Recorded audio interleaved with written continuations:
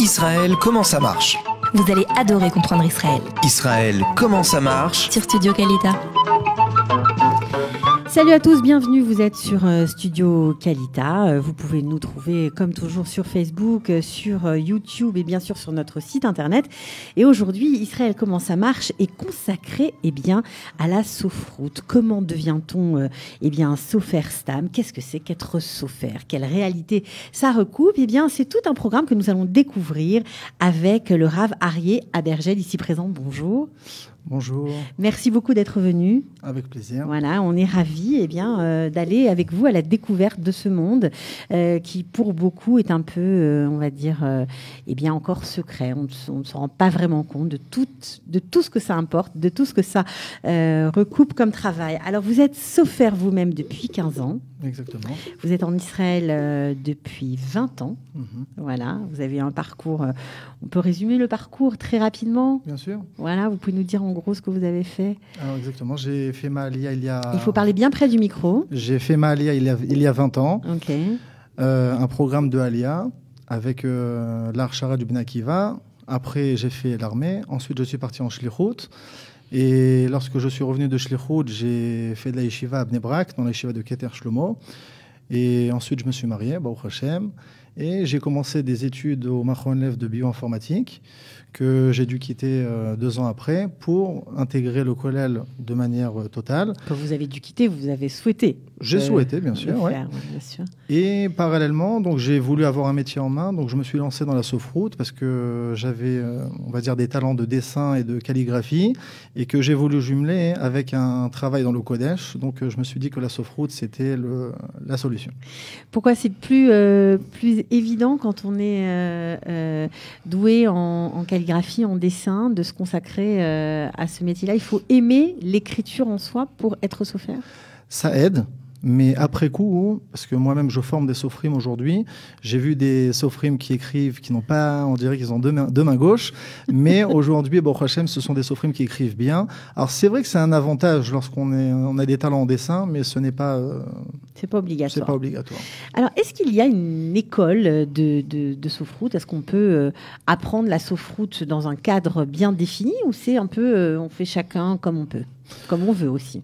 Il y a des écoles qui sont reconnus, il y en a qui sont moins reconnus. Chacun, il peut apprendre... il y a 2 domaines dans la sofroute. Il y a le domaine de la halacha, qui est le plus important, bien sûr, savoir le Shulchan Aruch, exactement comment est-ce qu'on doit écrire, quelle est la manière d'écrire. Et bien sûr, il y a aussi le domaine de l'écriture. Donc, c'est 2 domaines qui sont parallèles et qu'il faut conjuguer pour arriver jusqu'à avoir un diplôme. Maintenant, chacun peut passer cette formation dans quel institut il le désire. Et ensuite, pour avoir le diplôme, il faut s'inscrire dans un institut. Il y a Machon Mishmeret Stam, il y a le Badat, il y a plusieurs instituts. Et c'est ces instituts-là qui décident, en fonction d'un examen, j'imagine, bien sûr, il y a un examen, vous êtes sofer. Il y a plusieurs examens. Il y a 2 examens à l'écrit en ce qui concerne la halakha.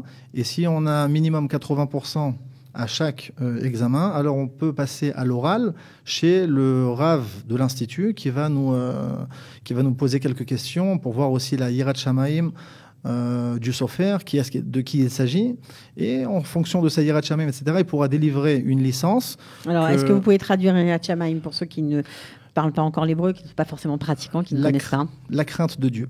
Okay, et la crainte de Dieu, j'espère qu'on va en parler par la suite, parce que c'est la qualité que le Shulchan Aruch a désigné pour être sofer. On peut avoir un très beau etrog pour Sukkot, un très beau loulav, mais on n'en a rien à faire que le sofer il soit beau.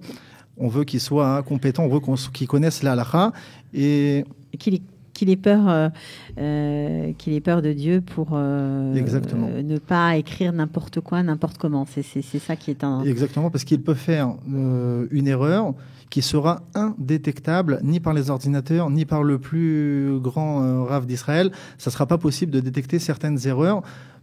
Un petit exemple, lorsque par exemple on écrit à rebours, c'est-à-dire dans le désordre, la mezouza ou les tefilines, ils sont disqualifiés. Maintenant, est-ce que c'est possible de le savoir? Impossible. C'est que si j'ai laissé un petit blanc dans une mezouza et que j'ai continué à écrire par la suite et qu'ensuite je suis revenu pour compléter ce blanc, C'est pas caché. la mezouza n'est pas cachère et c'est indétectable. Et on ne pourra jamais le On ne savoir. pourra jamais le savoir. On va dire, c'est en fait la conscience professionnelle, entre guillemets, en tout cas la conscience du sophère Voilà, qui là exactement. est en jeu. Exactement. C'est pour ça qu'il faut Non, faire... Vous êtes angoissant aujourd'hui. On est là pour dévoiler des secrets, non? Mais oui, mais ok. Donc il faut faire vraiment attention à qui on confie et ces Exactement. mizuzot et les sefer Torah qu'on écrit en mémoire des défunts ou des vivants même. Ça Si déjà on dépend veut des faire fois. une mitzvah, il faut avoir la garantie de cette mitzvah. Il faut savoir à qui on fait appel. Il faut connaître la personne. Il faut pas... Quoi, il faut la connaître personnellement, mais c'est pas évident. Ou faire appel à son rabbin. Il ne faut pas aller directement dans un magasin de judaïka et acheter parce qu'elles sont en promotion là-bas de mezuzot pour le prix d'une. Ça marche pas comme ça. On en parlera peut-être par la suite, mais Ouais. il y a un grand trafic. Alors, juste pour un peu démystifier et pour mieux comprendre l'univers de la sophroute, lorsque vous parlez d'un examen d'halakha, on entend souvent qu'il faut répondre à des points de halakha très précis lorsqu'on écrit une mizouza ou lorsqu'on fait un travail, peu importe, un sefer Torah. Vous pouvez nous citer 2-3 halakhot très connues ou très importantes qu'il Bien faut sûr. respecter? Bien sûr. Avant de commencer une mezouza ou des tefilin, un sefer Torah, une megillah, tout ce qu'on écrit, par exemple, il faut dire Leshem Kedushat Tfilin, Leshem Kedushat Mezuzah, c'est-à-dire j'écris pour la sainteté de la mezouza, pour la sainteté des tfilin. Si cette phrase n'a pas été dite, la mezouza en question n'est pas cachère. Ok.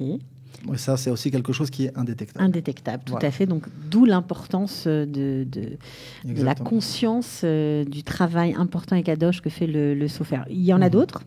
On dit souvent qu'il faut aller au mikvé lorsqu'on écrit le nom de Dieu. Alors, l'importance d'aller au mikvé, ce n'est pas quelque chose qui est inscrit dans le Shulchan Aruch, dans la loi. Bien sûr, c'est quelque chose qui est recommandé. Il y en a qui vont à chaque fois, tous les matins, avant d'écrire, ils vont se tremper au mikvé. Il y en a qui vont se tremper moins fréquemment, chacun après avec son degré d'approche avec cette chose. Il y a des soprim qui, à chaque fois qu'ils vont écrire le nom de Dieu, arrêtent leur travail, ils vont au mikvé, écrivent le nom de Dieu. C'est pas comme ça que ça marche. Alors, je vais expliquer de quelle manière il procède. S'il s'agit par exemple d'un Sefer Torah où on peut laisser des blancs et continuer à écrire, alors ce qu'ils font, c'est qu'ils laissent un petit blanc à chaque fois qu'il y a un nom de Dieu. Et ils vont se tremper au mikvé et ensuite ils complètent directement tous les petits blancs qu'ils ont laissés Ah, j'ai compris. pour ne pas se tromper. Parce que par exemple, quand on a dans une Compliqué, c'est pour mezouza, ça que ça nous a... Shema Israël Hachem Elokeinu Hachem, on a 3 fois d'affilée le nom de Dieu. On va pas rester trempé. Donc il y a au des mikvé. techniques aussi Voilà, dans la il y a des sophroute. techniques. Il y a bien- des techniques de travail. bien C'est sûr. c'est intéressant de le savoir. Alors vous-même, vous avez, on va dire, une espèce d'institut, ça s'appelle un institut, ok. Machon Astam. Voilà. Et vous formez des sophrines. Voilà, exactement. Ça fait déjà près de 10 ans que je forme moi-même des sophrim, soit en individuel, soit en groupe. Et donc je les forme essentiellement à l'écriture et je leur donne aussi une cadence des devoirs à faire pour réussir la l'ex- halakha. Pour la halakha. et pour réussir ensuite, l'examen. exactement. Et je les stimule aussi pour aller passer l'examen. Il y a une tendance à ne pas passer l'examen et à écrire tranquillement dans son petit bureau à la maison. À la confiance, on va Voilà, dire. à la confiance, mais c'est quelque chose qui est défendu par la halakha. Il faut avoir une autorisation rabbinique pour pouvoir écrire tfilin, mezuzot, etc. Ben, dis-donc, on en apprend des choses avec vous aujourd'hui. Baruch Hashem. Donc vous êtes combien de sophrим en Israël? Un nombre exact, je ne pourrais pas vous le dire, mais on peut en compter quelques milliers en Ok. Israël, Dans toutes les villes d'Israël? dans toutes les villes d'Israël. Il y en a partout. Essentiellement, on aura affaire à des gens qui étudient une mi-temps ou un plein temps et qui écrivent dans leur temps libre ou l'après-midi pour celui qui étudie à mi-temps. Mais en général, ce sont des gens qui étudient la Torah dans un kollel, dans une yeshiva, et qui consacrent leur leur temps libre, enfin leur le temps libre ou le temps consacré à gagner aussi sa parnassa à cette activité-là. Exactement. Ok.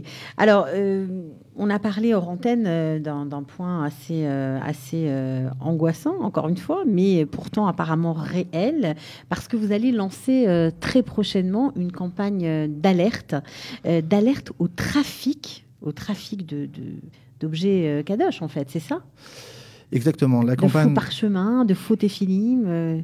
La campagne, je l'ai déjà lancée. D'accord. Dans les médias, dans la presse. C'est quelque chose qui me tient à cœur parce que le Ham Israël, il doit être au courant. Il doit être au courant qu'il y a beaucoup de trafic. Et donc, il faut être en alerte. Alors ça, j'imagine se lancer dans une campagne comme ça coûte de l'argent, ça coûte cher. Vous le faites vraiment pour informer les gens ? Oui. Pour éviter d'avoir des téphilim vides, par exemple ? Ce matin, j'ai eu un crève-cœur.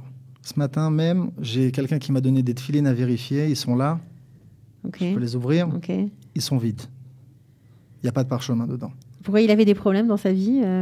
Qu'est-ce qui se passe ? Il vous a donné à vérifier comme ça ? Alors, ça arrive que des clients ils me donnent des tefilines, des mezuzot à vérifier. Ils me disent, voilà, ça ne va pas dans le couple, ça ne va pas dans les enfants, etc. Donc, c'est vrai que le Shulchan Aruch dit que dès qu'on a des tsarot, dès qu'on a des difficultés dans la vie, qu'il faut vérifier cette filine et ces mezuzot. Maintenant, cette personne-là, elle ne m'a pas tenu au courant de ce qui se passe dans sa vie. Elle m'a dit, voilà, je tiens à faire vérifier mes tefilines. J'ai vérifié les tefilines, il n'y a rien dans les boîtiers. Il a dû être complètement abasourdi. Je ne l'ai pas encore informé. C'est tout frais, c'est de ce matin. Bon. Et un trafic comme ça, il en arrive beaucoup. On en a parlé en antenne. Il y a 50% de ce qu'il y a sur le marché qui est soit falsifié, soit volé. 50%. Voler, ça veut dire quoi ?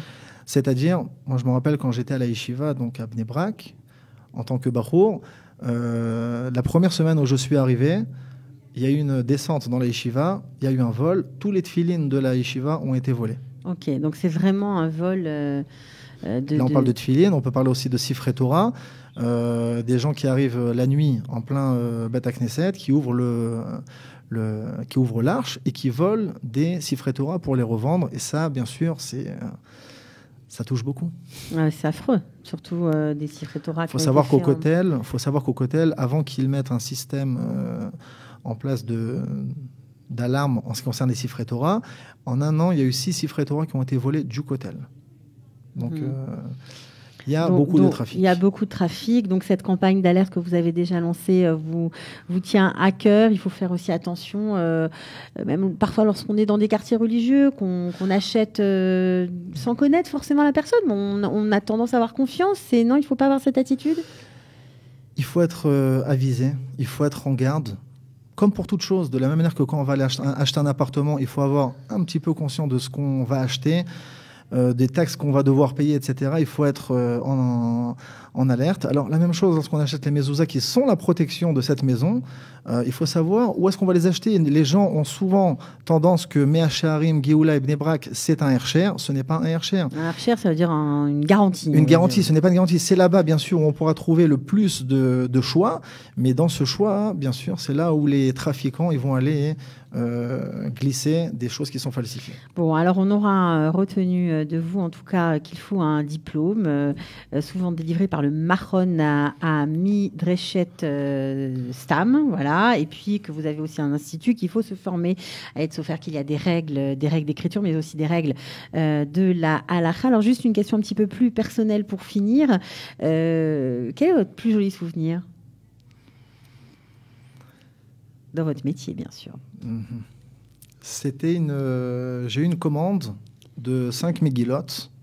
Alors, chez les Ashkenazim, ils écrivent les 5 Megillot. Chez les Sfaradim, on n'écrit que la Megillat Esther.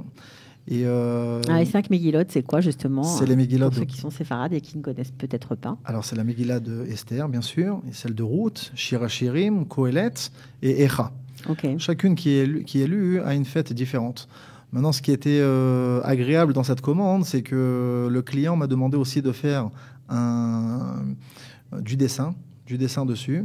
Donc, vous avez enluminé voilà. les Megillot. Ouais. Ça veut dire que comment vous avez fait des dessins et vous avez aussi fait de la peinture à l'intérieur. J'ai fait, on va dire, un cadre autour de chaque page de la Megillah, avec des brillants, avec toutes sortes. Vous avez laissé la part artistique en vous s'exprimer pleinement. C'est la seule fois où j'ai fait ça. C'est pas le domaine dans lequel je suis vraiment qualifié, mais c'était un plaisir de le faire. En plus que c'était moi qui ai écrit ses propres Megillot. Une grande satisfaction. Ouais. Ok. Eh bien, merci beaucoup Rav Aryeh Abergel d'être venu. Merci de nous avoir éclairé sur ce beau métier de sophère. Alors bien sûr, si vous avez envie d'en savoir plus sur, peut-être que vous avez envie de devenir sophère, je ne sais pas. Je donne le numéro de téléphone, donc 058 579 19 18. Voilà, pour apprendre à être sophère, pour des conseils aussi, pourquoi pas. Les vérifications. Les vérifications à domicile, vous faites ça aussi ? Oui, alors ça c'est ma grande spécialité, c'est que je fais des vérifications à domicile. Ça simplifie les gens, et surtout, je le dis à l'approche du mois de Elul, avant Rosh Hashanah, il est recommandé de faire vérifier ces mezuzot. Donc je le fais directement à domicile. Ça évite aux gens de rester sans mezuzot à la maison. Oui, et de ne pas attendre le temps de la vérification. Des fois, c'est 1 semaine, 2 semaines, 1 mois, si ça revient. Au moins, je le fais sur place et les gens, ils sont très contents. C'est formidable. En plus, il y a un service à la carte. Merci beaucoup, Rav Aryeh Abergel, et à très bientôt. Bonne chance et puis bonne fête alors. Merci beaucoup. De rien, au revoir. Au revoir. Israël, comment ça marche? Vous allez adorer comprendre Israël. Israël, comment ça marche? C'est tout de suite sur Studio Kalita.